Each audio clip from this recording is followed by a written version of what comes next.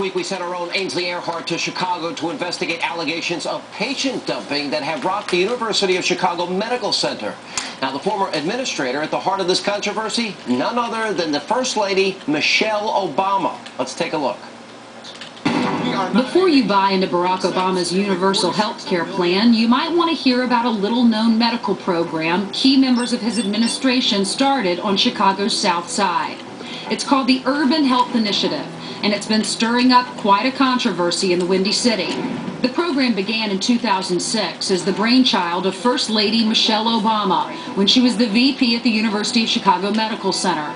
Its mission to provide quality care to the area's poor and streamline the hospital's ER by directing non-emergency cases to nearby clinics. Despite numerous phone calls and emails to the medical center, we were denied interviews with any of the program's employees. But we did talk to a former student at the university's medical school who is familiar with the initiative. This program helps by helping to identify people who are using the emergency room in ways that really aren't appropriate because they have no other option.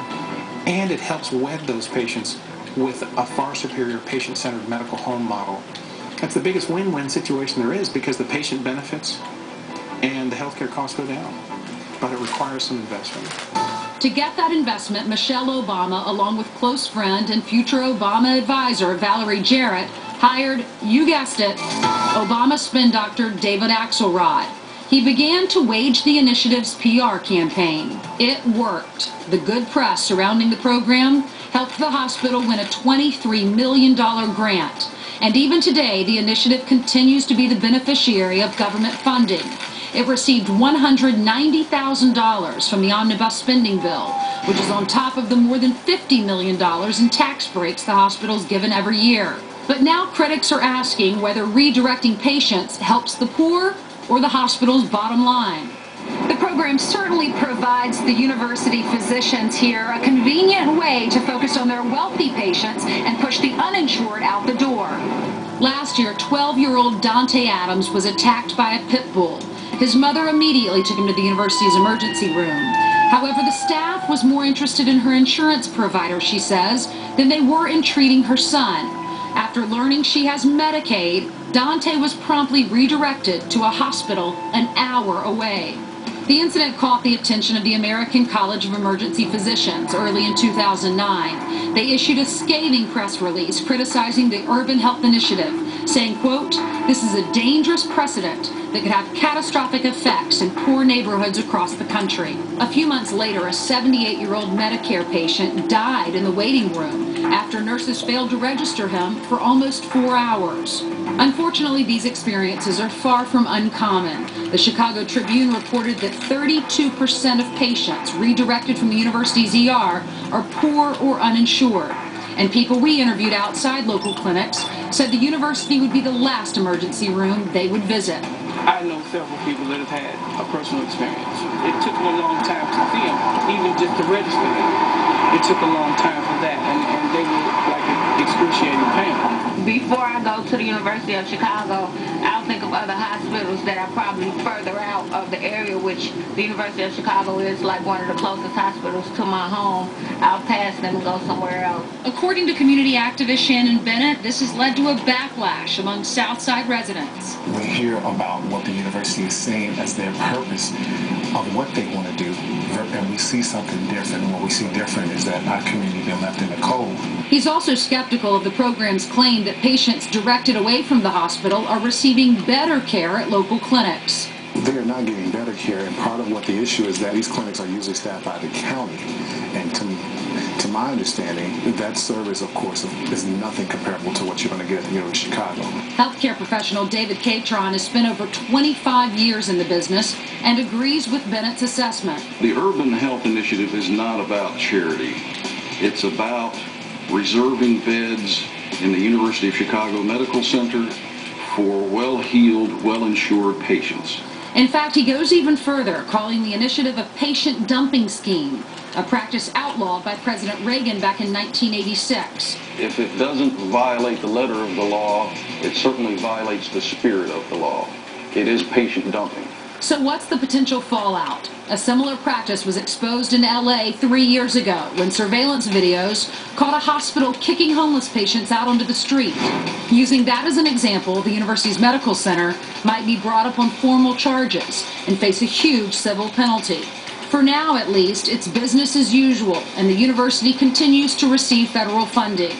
But legislators are taking note. Democratic Congressman Bobby Rush registered a congressional inquiry into the university's alleged patient dumping practice, writing, quote, "I am concerned about recent media reports that allege that the medical center is turning away and refusing treatment to low-income, uninsured patients."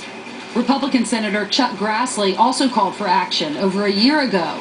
The two recently got together to share their concerns. In the case of this hospital, there was accusations of patient dumping.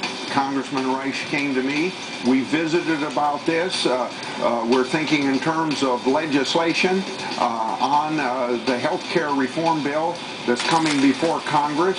Last month, the Urban Health Initiative held a forum to address such concerns, but all that came out of it was a desire to repair their relationship with the community. The medical center continues to insist that no one gets turned away from care. Maybe that's because Southside's poor think they'll just be shown the door. So why should Americans be concerned? The Urban Health Initiative was developed in Chicago, which is the hometown of the Obamas.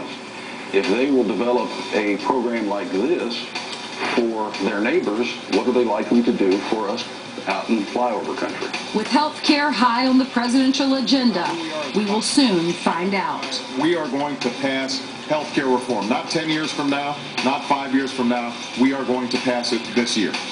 And joining us now, Fox News correspondent, our own Ainsley Earhardt. Ainsley, great report. I followed the story for a long time. So basically, this is patient dumping. Well, you know, which is illegal under Ronald Reagan's plan. It's illegal to patient dump, and a lot of folks that we talked to in Chicago said that this is patient dumping, and legislators are starting to take note of this, Sean. Right. All right, but here's the issue, because it's Barack Obama, it's Valerie Jarrett, it is David Axelrod. They ran it like a political campaign. They went into the churches, they went into the community, told everybody, no, this is the greatest thing in the world. But they did it so the hospital could make more money. All right, so they say it's the greatest thing in the world. Well, we went to Chicago. We talked to folks to find out what they thought about it, fair and balanced. We talked to different people. They all say that they're not for this, or the folks that we talked to at least. In fact, one woman said that her child, 12-year-old child, was mauled by a pit bull, a dog, took the child to the hospital. They turned him away, gave him a shot, said, you're fine, go home. Child was not fine. The mom was unhappy with the health care assistance that they got there at the emergency room, so they drove an hour away to get surgery. The child was mauled. You see, there's an audacity here by the Obamas in my mind. In other words, they're trying to convince the world, oh, we want every American covered, blah, blah, blah, blah. And meanwhile, they did this. They benefited financially because her pay went up significantly when he became a state senator at this very hospital. People are just very skeptical of this plan, at least the folks that we talked to. We wanted to, you know, make it fair and balanced. We wanted to talk to everyone there, and the people we talked to are unhappy with this. All right, it's a great report. Ainsley, as always, we appreciate you being with us. And that is all the time we have left this evening. As always, thank you for being with us. We will be back now tomorrow, our normal time, 9 p.m.